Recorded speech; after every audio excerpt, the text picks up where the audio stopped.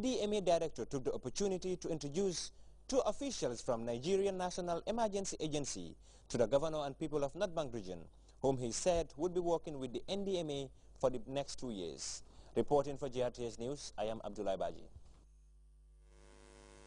Health practitioners and partners have gathered to mark Maternal Mortality Day on the theme African Day on the Reduction of Maternal and Child Morbidity and Mortality.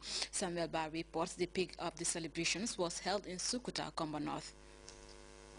The rest of the world to celebrate the Day of African Maternal and Newborn Morbidity and Mortality. Health officials converged in droves at the Sukuta Health Center to mark an occasion accentuating what is really a global concern, principally seeking to increase sensitization, rousing public awareness on a worrying health issue. The occasion emphasized endeavors impelled towards satisfying two main MDGs. Goal number 4 and 5 are bent on curbing infant mortality and improving maternal health by 2015, 536 per thousand each year. That's the staggering estimate of infant and maternal deaths across the country, according to a study by the Ministry of Health and Social Welfare. In the Gambia, maternal mortality stands to be 536,000 per live birth. And this figure is still high, and a lot needs to be done to reduce this figure to a very minimal significant number. The government of the Gambia, through the Ministry of Health, has played its quota in the rendering of free maternal and child health services to the people of the Gambia. Fatou Cham, who represents the Village Development Committee, lauded the Sukuta Health Center for the bold step taken towards reducing child deaths in the area, whilst pledging more support to the local clinic. A drama performance critically illustrated the plight of mothers, highlighting the challenging demands of childbirth. And the climax is certainly essential in transmitting the vital message driving efforts. Officials tasked traditional communicators to spread the message through songs and local traditions, ensuring collective solidarity in the move to fulfill MDG Goal 4 and 5.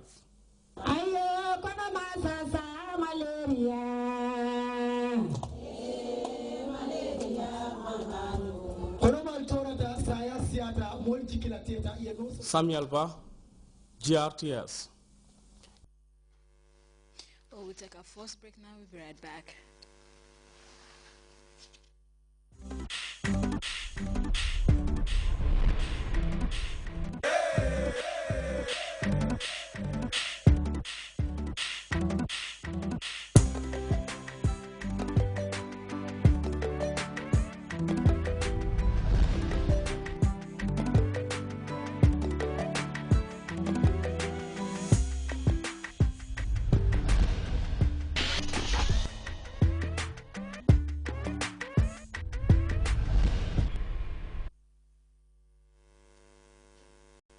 Welcome back. One country that is not on U.S. President Barack Obama's itinerary for his African tour is Kenya. The government in Nairobi is shrugging it off, but as CNN's Nima Elbar reports, many ordinary people see it as a slide. In Nairobi, Kenyans can signal political allegiances and celebrate their special occasions all at the same time. Cakes of former Prime Minister Raila Odinga, among others, are still big sellers. But there's one man who's had a pretty spectacular slide down the rankings, U.S. President Barack Obama. Now, you're actually making this especially for us. Yeah, sure. Because you just don't get any orders. Not anymore. But at one point, this was one of your biggest sellers. And then, how many do you sell now? Absolutely none. We are really, really disappointed. And now that he's coming to Africa and he's not coming to Kenya, now that makes it even worse. Often referred to as East Africa's anchor state, Kenya is a U.S. ally in the fight against Islamist militants and is viewed as crucial to regional economic growth. Throw in the fact that President Obama's father hails from here, and the country's omission from the president's itinerary has left some Kenyans feeling more than a little snubbed. And this trip comes as the election of President Uhuru Kenyatta and Vice President William Ruto, who both face charges of crimes against humanity from the International Criminal Court, has brought a noticeable chill to Kenya-US relations.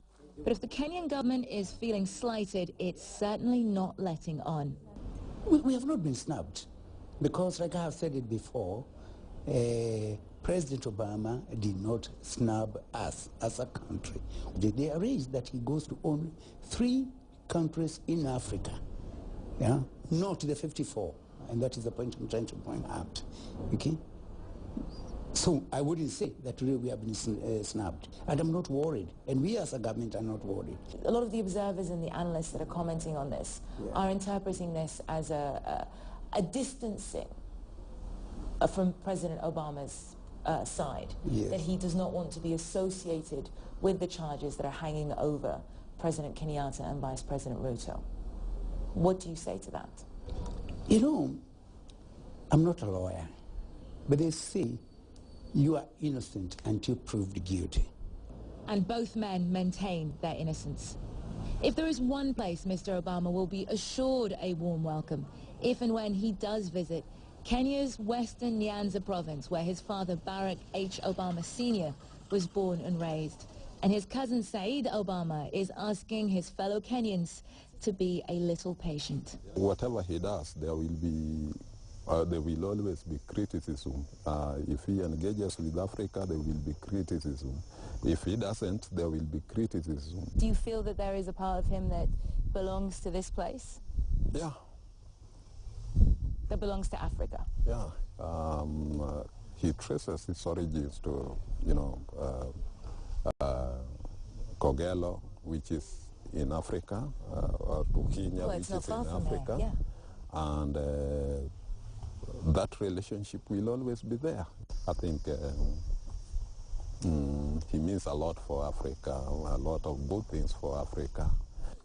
He has visited Kenya before, most recently in 2006 as a senator. But many Kenyans hope Mr. Obama will eventually visit his father's land again as president. And then all they say will be forgiven. The U.S. intelligence community is under the microscope for leaks again. This time, a former top military advisor to the president is under scrutiny. Retired Major General James Cartwright is being investigated over information that was given to a reporter. Barbara Starr reports that information included classified material about the Stuxnet virus. It has not spoken. His attorney here in Washington has offered no comment, and neither has the Obama administration. But our sources are telling us, yes, that General Cartwright, now retired, is under investigation by the Justice Department for giving information that appeared in a book by the New York Times journalist David Sanger. Confront and Conceal was the title of the book about Iran's nuclear program. NBC reporting that it was about Stuxnet, that computer virus that the U.S. was said to be behind. Besides and in addition to the potential leak of classified information, terribly serious, it is just jaw-dropping around the Pentagon that General Cartwright could have potentially done this. He is respected as one of the most brilliant military minds that there is, a 4-star Marine, retired in 2011, very close to President Obama, an expert in nuclear weapons and cyber warfare. Hard to understand, many people say, that he might have gone down this road, so a lot of people are waiting to see what happens, what the next step is. We must emphasize, so far, no indication that General Cartwright has been charged, but he is under investigation. Christy? Yeah, waiting to see what's next. A shocked reaction there in Washington, especially inside the Pentagon, to this. The first story involving leaked information about Stuxnet came out last year in the New York Times. How damaging has it all been? Well, the revelation of Stuxnet's damaging to U.S. intelligence, because when it was then understood that the U.S. and even potentially the Israelis were behind it, it certainly gave the Iranians a bit of a roadmap as to what the U.S. was after. But experts in cyber warfare, in communications networks, will tell you that Stuxnet then made its way into computer systems around the world, causing damage and really becoming one of the first well-understood spreads of a global computer virus. So it gave a lot of people a lot of pause for thought about what this whole concept of cyber warfare can really do. One of Barack Obama's top priorities has cleared a key hurdle. The Senate has passed a comprehensive immigration reform bill. The proposal creates a path to U.S. citizenship for millions of undocumented residents, but